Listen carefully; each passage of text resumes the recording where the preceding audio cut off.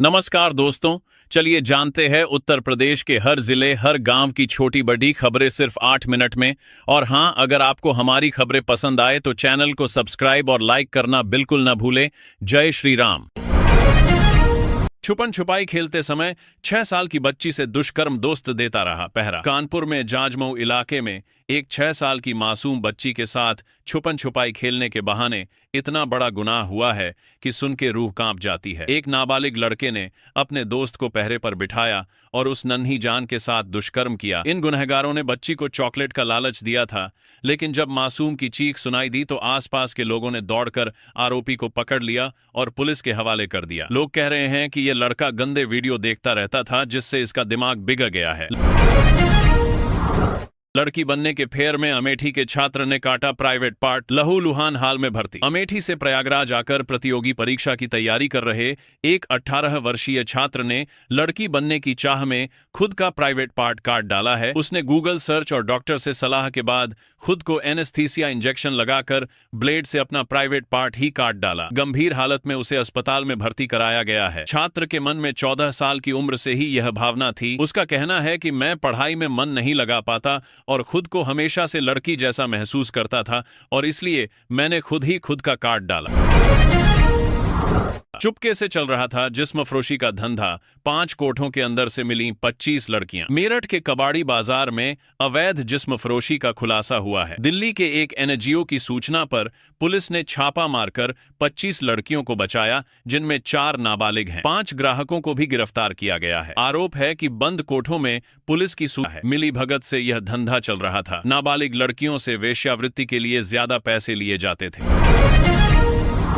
युवक के मोबाइल पर आया गाड़ी का ई चालान क्लिक करते ही हो गई 15.5 लाख की ठगी। मेरठ के कंकरखेड़ा में एक युवक के मोबाइल पर आरटीओ के नाम से गाड़ी का ई चालान आया। जैसे ही युवक ने व्हाट्सएप लिंक पर क्लिक किया, उसका फोन हैक हो गया और खाते से 15.50 लाख रुपए निकल गए। पीड़ित जब तक बैंक और पुलिस में शिकायत करता, तब तक साइबर ठग सारी रकम अलग अलग खातों में ट्रांसफर कर चुके थे। पुलिस जांच में जुटी है और लोगों को सलाह है किसी भी संदिग्ध लिंक पर क्लिक न करें।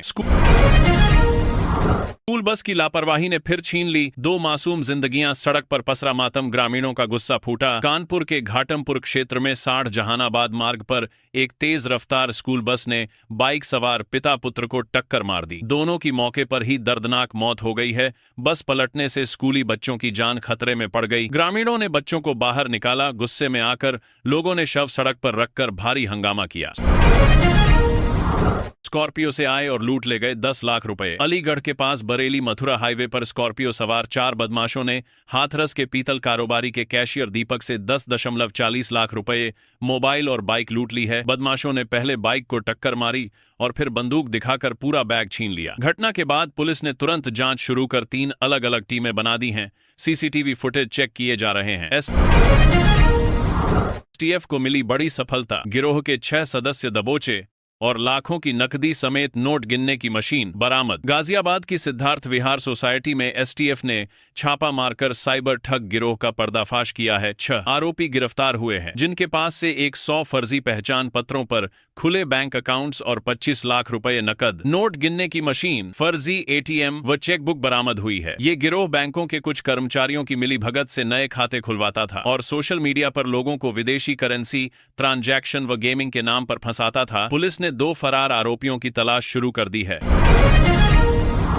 बीमारियों की दवा के नाम पर जहर। यूपी के कई जिलों में फैला नकली दवाओं का जाल। आगरा में पकड़े गए नकली दवाओं के कारोबार का असली केंद्र लखनऊ निकला है और अब एसटीएफ ने जांच बढ़ाते हुए लखनऊ के 2 दवा कारोबारियों समेत कई संदिग्धों की तलाश तेज कर दी है। इस जहरीले धंधे की पहुंच इतनी भयानक है कि लखनऊ से मुजफ्फरनगर, बरेली, मुरादाबाद, अलीगढ़ और गाजियाबाद तक नकली दवाओं की सप्लाई हो रही थी। खुफिया एजेंसियां और सीबीआई भी इस मामले की गहराई से छानबीन कर रही है। अब सवाल यह है कि जब बीमार इंसान अपनी आखिरी उम्मीद लेकर दवाखाने जाता है तो क्या उसे असली इलाज मिलेगा या मौत के मुंह में धकेल दिया जाएगा? धर्म बदलकर युवती से दुष्कर्म के दोषी कमरुल हक की जमानत अर्जी खारिज। फर्जी आधार कार्ड दिखाकर की थी शादी। लखनऊ में एक युवक ने फर्जी आधार कार्ड और नाम से धर्म बदलकर अनुसूचित जाति की युवती से शादी और दुष्कर्म किया। 3 साल तक साथ रहने और अपना असली नाम छुपाने के बाद जब सच सामने आया तो पीड़िता ने थाने में रिपोर्ट दर्ज कराई। आरोपी की जमानत अर्जी कोर्ट ने खारिज कर दी है। कोर्ट में सरकारी वकील ने तर्क दिया कि आरोपी ने महिला का भरोसा तोड़ा है। यूपी के नामी कॉलेज का प्रधानाचार्य गिरफ्तार। महिला प्रवक्ता और छात्राओं से छेड़छाड़ के गंभीर आरोप। अमरोहा के एक इंटर कॉलेज के प्रधानाचार्य डॉ. शलभ भारद्वाज को महिला प्रवक्ता और 5 छात्राओं से छेड़छाड़ और अश्लील बातचीत के आरोप में पुलिस ने गिरफ्तार किया है। प्रधानाचार्य के खिलाफ पॉक्सो सहित कई धाराओं में एफआईआर हुई है। पीड़ितों के मेडिकल परीक्षण भी कराए गए। शुरुआती जांच में आरोप सही पाए गए। फिलहाल कोर्ट ने जमानत दी है, लेकिन जांच अभी चल रही है। सरकार को करोड़ों का चूना लगाने वाले अफसर बेनकाब। अब आईएएस भी जांच के घेरे में। पान मसाला खेल की बड़ी साजिश उजागर। गौतम बुद्ध नगर जिले के 7 राज्य कर अधिकारियों और एक आईएएस अफसर पर 2.25 करोड़ रुपए से ज्यादा की जीएसटी चोरी का आरोप है। पान मसाला कारोबारियों से मिली भगत और फर्जी फर्मों के सहारे सरकार का राजस्व चुराया गया है। अधिकारियों ने पकड़ी गई गाड़ियों और माल पर नियमानुसार अर्थदंड नहीं लगाया। मामला उजागर होने के बाद सभी के खिलाफ कड़ी विभागीय जांच शुरू कर दी गई है। ठेले पर खुलेआम पिलाई जा रही थी शराब। जांच करने गई आबकारी टीम पर शराबियों ने किया हमला। आगरा के एतमादपुर में अंग्रेजी शराब के ठेके पर खुलेआम शराब परोसी जा रही थी। जब आबकारी विभाग की टीम ने मौके पर पहुंचकर इसका विरोध किया तो ठेके के कर्मचारी और शराब पी रहे लोगों ने मिलकर टीम पर घातक हमला कर दिया। टीम के इंस्पेक्टर और आरक्षी को दुम दबाकर भागना पड़ा। पुलिस ने तुरंत कार्रवाई कर आधा दर्जन से ज्यादा लोगों को हिरासत में लिया है। सीसीटीवी फुटेज की जांच हो रही है। पीएम आवास योजना में फर्जीवाड़ा उजागर। जरूरतमंदों का हक छीनने वालों की बड़ी लिस्ट सामने। लखनऊ में प्रधानमंत्री आवास योजना के तहत 44 जिलों में 338 डुप्लीकेट आवेदन सॉफ्टवेयर द्वारा पकड़े गए हैं। जांच में पता चला कि कई परिवारों ने पहले से योजना का लाभ उठाते हुए दोबारा फर्जी दस्तावेजों से अनुदान पाने की कोशिश की। गाजियाबाद, रामपुर, फिरोजाबाद और झांसी में सबसे ज्यादा मामले सामने आए। अब किसी भी फर्जी लाभार्थी को पैसा नहीं मिलेगा। प्रशासन की इस कार्रवाई से सैकड़ों जरूरतमंद परिवारों को उम्मीद की नई किरण दिखी है। साहब मकान बेटियों को देना, पत्नी को सजा अल्लाह देंगे। मेरठ में जान मोहम्मद ने कथित रूप से पत्नी और ससुराल वालों के लंबे मानसिक व आर्थिक उत्पीड़न से तंग आकर आत्महत्या कर ली। मरने से पहले बनाए गए वीडियो में उसने कहा कि पत्नी ने उनका सब कुछ बर्बाद कर दिया। 5 बेटियों के भविष्य की चिंता और मकान अपने नाम कराने का दबाव झेलते हुए वह टूट गए। मोहम्मद ने वीडियो में मकान बेटियों को देने की गुहार लगाई और कहा कि अल्लाह उसकी पत्नी को सजा देगा। ये सुनकर आपका दिल टूट जाएगा। एमबीबीएस की डिग्री के नाम पर कैसे एक मासूम लड़की के साथ धोखा हुआ। कानपुर के पनकी इलाके में एक ऐसा दर्दनाक मामला सामने आया है जो दिखाता है कि आज के जमाने में शादी ब्याह में कितना बड़ा धोखा हो रहा है। यहाँ गाजियाबाद की एक लड़की की मुलाकात दिल्ली में आजमगढ़ के एक लड़के से हुई, जिसने अपने आप को एमबीबीएस स्टूडेंट बताकर शादी का झांसा दिया और उस बेचारी के साथ गलत काम किया। शादी के बाद जब लड़की ससुराल गई तो वहां उसके साथ दहेज के लिए इतनी बुरी डर की तरह से सलूक हुआ कि वो सड़क पर आकर हंगामा करने पर मजबूर हो गई। अब महिला ने अपने एमबीबीएस पति और पूरे ससुराल वालों पर धोखा देने का आरोप लगाया है। जब पता चला कि नौकरी बचाने के लिए देना होगा टीईटी, तो टीचर्स के व्हाट्सएप ग्रुप में ये शेयर होने लगा। सुप्रीम कोर्ट के आदेश के बाद अब प्रदेश के कक्षा 1 से 8 तक के सभी शिक्षकों को टीईटी पास करना जरूरी हो गया है। जिनकी सेवा 5 साल से ज्यादा है उन्हें भी परीक्षा देनी होगी, वरना नौकरी जा सकती है। राहत की मांग के बावजूद शिक्षक व्हाट्सएप ग्रुपों में लगातार टीईटी सिलेबस और स्टडी मटेरियल शेयर कर रहे हैं। डर इतना ज्यादा है कि हजारों शिक्षक अब किताबें लेकर तैयारी में जुट गए हैं। एसएससी सीजीएल को लेकर आ गया अब तक का सबसे बड़ा अपडेट। कुछ केंद्रों पर इस तरह होगा एग्जाम। एसएससी की तरफ से एक बेहद खुशी की खबर आई है जो सीजीएल 2025 के लाखों अभ्यर्थियों के लिए गेम चेंजर साबित होने वाली है। पहली बार चुनिंदा केंद्रों पर परीक्षा लैपटॉप पर कराई जाएगी, जो कंप्यूटर से कहीं ज्यादा आसान और सुविधाजनक होगा। साथ ही आयोग ने एक खास फीडबैक पोर्टल भी लॉन्च किया है, जहां स्टूडेंट्स अपने एग्जाम के अनुभव और सुझाव दे सकेंगे। यूपी पुलिस में दारोगा बनने का सपना देख रहे युवाओं के लिए बड़ी खुशखबरी। आवेदन में गलती करने वालों को मिला सुधार का आखिरी मौका। लखनऊ में यूपी पुलिस उपनिरीक्षक एसआई भर्ती के लिए भारी संख्या में आवेदन आए हैं। बोर्ड ने अभ्यर्थियों के लगातार अनुरोध पर उन्हें अपने आवेदन पत्र में एक बार ऑनलाइन सुधार करने का मौका दिया है। ये मौका 15 सितंबर की सुबह 6 बजे तक मिलेगा। अभ्यर्थी अपनी डिटेल्स बोर्ड की वेबसाइट पर लॉगिन कर एप्लीकेशन हिस्ट्री के मॉडिफाई सेक्शन में जाकर बदल सकते हैं। इस तारीख को बच्चों के खाते में आ जाएंगे पैसे। यूपी स्कॉलरशिप को लेकर आ गया बड़ा अपडेट। गांधी जयंती पर उत्तर प्रदेश सरकार ने अधिक छात्रों को छात्रवृत्ति प्रदान करने के लिए समय सारिणी में बदलाव किया है। पहले चरण में 7 सितंबर तक के आवेदनों को शामिल किया जाएगा, जिनका सत्यापन 14 सितंबर तक होगा। डेटा लॉक होने के बाद 2 अक्टूबर को भुगतान किया जाएगा, जबकि शेष छात्रों को 31 दिसंबर तक छात्रवृत्ति मिलेगी।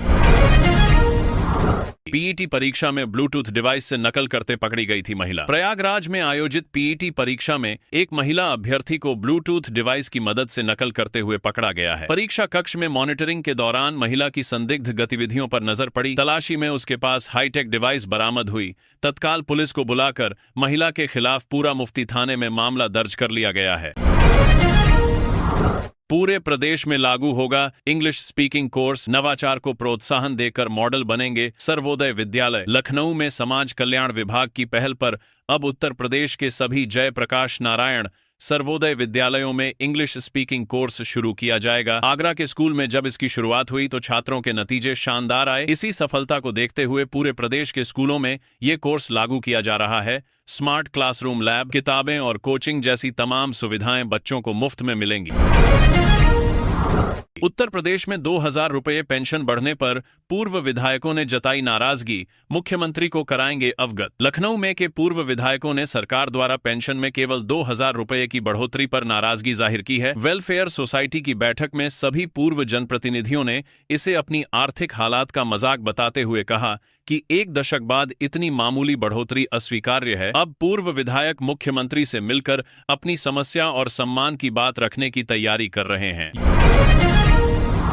यूपी के 3 दर्जन गांवों के लिए बड़ी खुशखबरी। अब नदी पार करने की मुसीबत खत्म। खारी नदी पर बनेगा करोड़ों का पुल। आगरा में जैंगारा, बसैया और आसपास के गांवों के लोगों की बरसों पुरानी मांग अब पूरी होने जा रही है। खारी नदी पर 9.67 करोड़ रुपए की लागत से एक नया पुल बनेगा। सेतु निगम की टीम ने सर्वे पूरा कर लिया है। पुल बनने से बरसात और बाढ़ के दौरान गांव वालों को परेशानी नहीं झेलनी पड़ेगी। हाल ही में नदी पार करने की कोशिश में 2 युवकों की जान चली गई थी।